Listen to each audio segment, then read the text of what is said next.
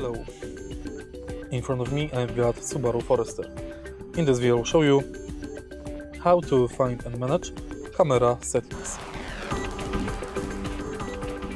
Find camera settings, take a look at the screen display, and next go to Home and Settings.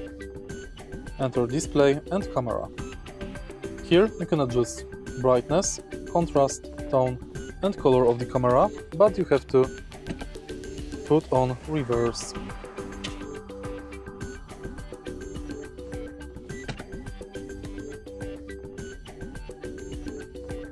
Camera is not viewable unless the vehicle is stopped and the parking brake is on. So pull the parking brake, and now you can adjust brightness, contrast, tone and color of the camera. If you find this video helpful, please leave like, comment and subscribe.